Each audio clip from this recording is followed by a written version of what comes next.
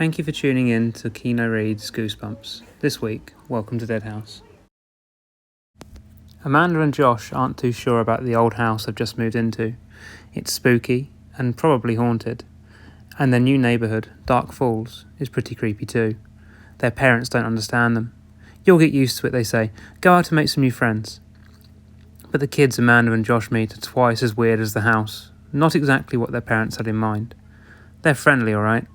Maybe a little too friendly. In fact, they want to be friends forever. Josh and I hated our new house. Okay, it was big. It looked like a mansion compared to our old house.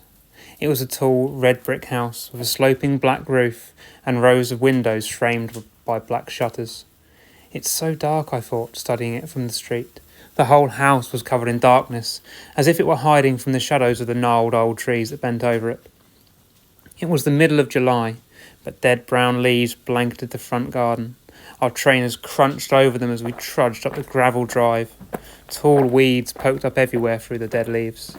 Thick clumps of weeds had completely overgrown an old flower bed beside the front porch. This house is creepy, I thought unhappily. Josh must have been thinking the same thing. Looking up at the old house, we both groaned loudly. Mr. Dawes, the friendly young man from the local estate agents, stopped near the front path and turned around. "Everything okay?" he asked, staring first at Josh and then at me with his crinkly blue eyes. "Josh and Amanda aren't happy about moving," Dad explained, tucking his shirt tail in. Dad is a little overweight and his shirts always seem to be coming untucked.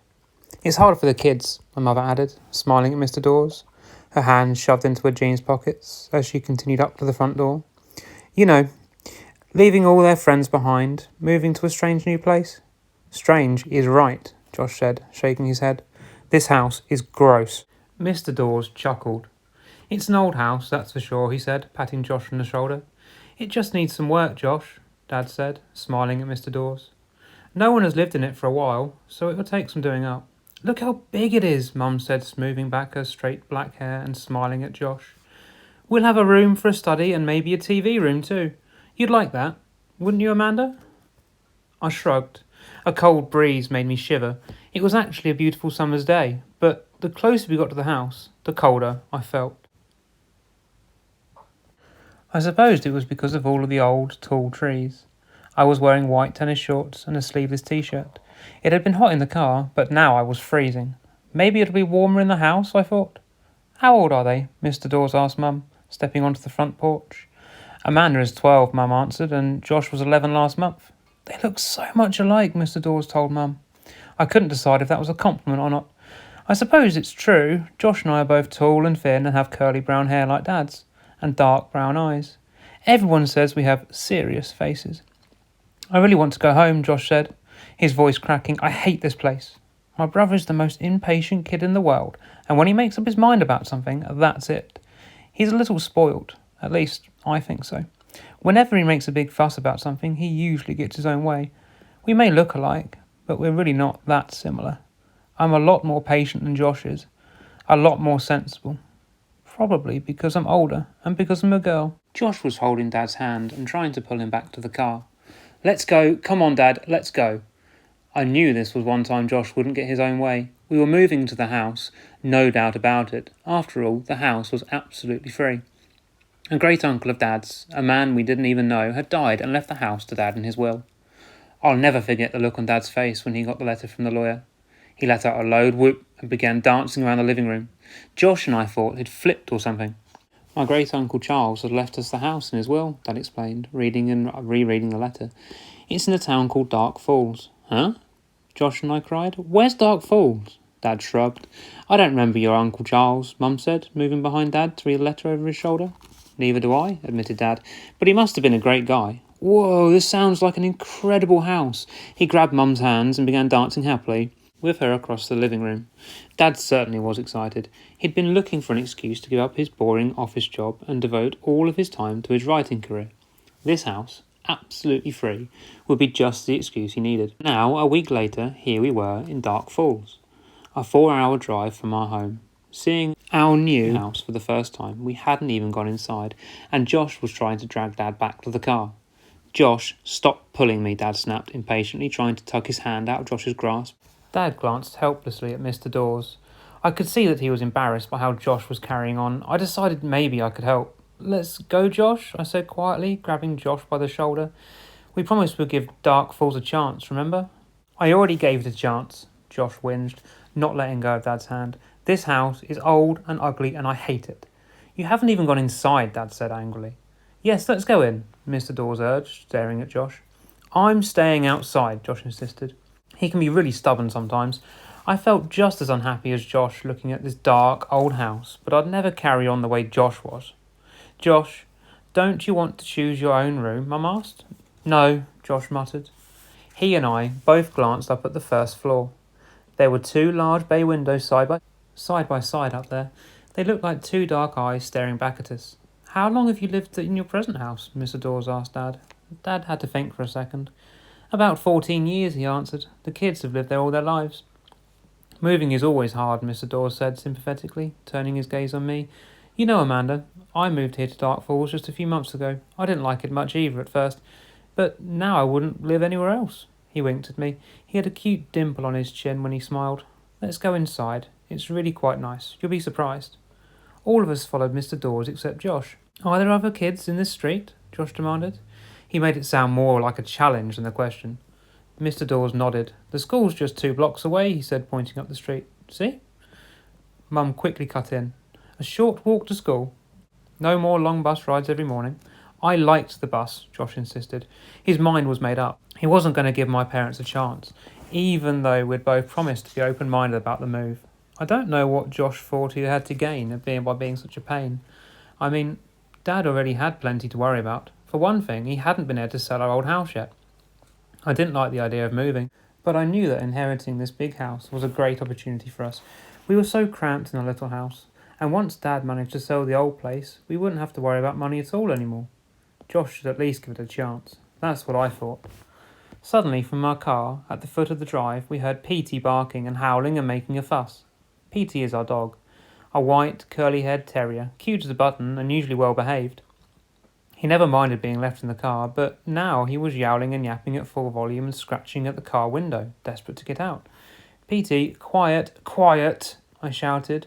Petey usually listened to me, but not this time.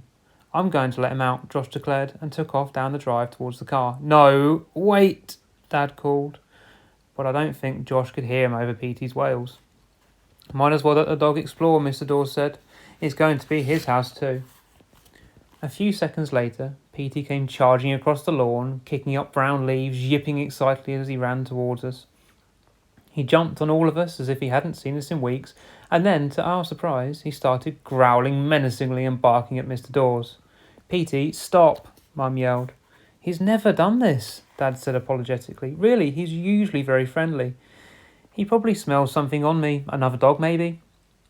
Mr. Dawes said, loosening up his striped tie, looking warily at our growling dog. Finally, Josh grabbed Petey around the middle and lifted him away from Mr. Dawes. "Stop it, Petey," Josh scolded, holding the dog up close to his face so that they were nose to nose. "Mr. Dawes is our friend." Petey whimpered and licked Josh's face. After a while, Josh put him back down on the ground. Petey looked up at Mr. Dawes, then at me, then decided to go sniffing around the garden, letting his nose lead the way. "Let's go inside," Mr. Dawes urged, moving a hand through his short blonde hair. He unlocked the front door and pushed it open. Mr. Dawes held the screen door open for us. I started to follow my parents into the house. "I'll stay out here with Petey," Josh insisted, from the path. Dad started to protest, but changed his mind. "Okay, fine," he said, sighing and shaking his head.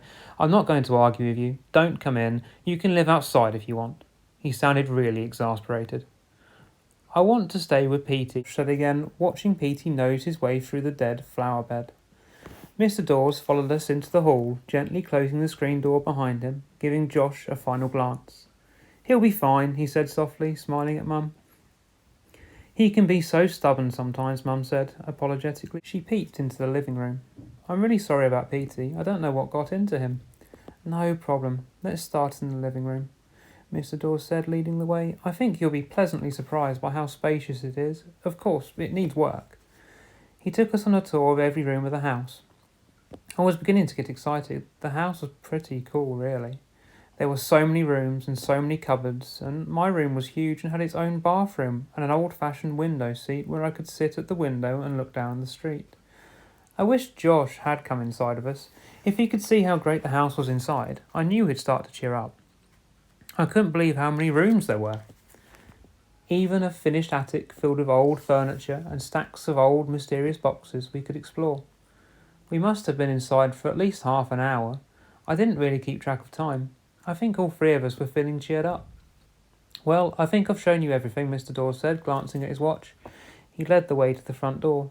Wait, I want to take one more look at my room, I told him excitedly. I started up the stairs, taking them two at a time. I'll be down in a second. Hurry, dear. I'm sure Mr. Dawes has other appointments, Mum called after me. I reached the first floor landing and hurried down the narrow hall into my new room. Whoa, I said aloud, and the word echoed faintly against the empty walls. It was so big, and I loved the bay window with the window seat. I walked over to it and peered out. Through the trees I could see our car in the drive, and beyond it a house that looked a lot like ours across the street. I'm going to put my bed against that wall opposite the window, I thought happily, and my desk can go over there, and I'll have room for a computer now. I took one more look at my wardrobe, a long walk-in wardrobe with a light in the ceiling and wide shelves against the back wall. I was heading for the door, thinking about which of my posters I wanted to bring with me, when I saw the boy. He stood in the doorway for just a second, and then he turned and disappeared down the hall. Josh? I cried. Hey, come look. With a shock, I realised it wasn't Josh. For one thing, the boy had blonde hair. Hey! I called and ran to the landing, stopping just outside my bedroom door, looking both ways. Who's here? But the long hall was empty. All the doors were closed. Whoa, Amanda, I said aloud. Was I seeing things? Mum and Dad were calling from downstairs. I took one last look down the dark corridor, then hurried to rejoin them. Hey, Mr. Dawes, I called as I ran down the stairs. Is this house haunted? He chuckled. The question seemed to strike him as funny. No, sorry, he said, looking at me with those crinkly blue eyes. No ghost included. A lot of old houses around here are said to be haunted, but I'm afraid this isn't one of them. I thought I saw something, I said, feeling a little foolish. Probably just shadows, Mum said, with all those trees, and this house is so dark. Why don't you run outside and tell Josh about the house? Dad suggested, tucking in the front of his shirt. Your mum and I have some things to talk over with Mr. Dawes. Yes, master, I said with a little bow, and obediently ran out to tell Josh about what he had missed. Hey, Josh, I called eagerly, searching in the garden. Josh? My heart sank. Josh and Petey had gone. And so concludes Chapter 1. To be continued.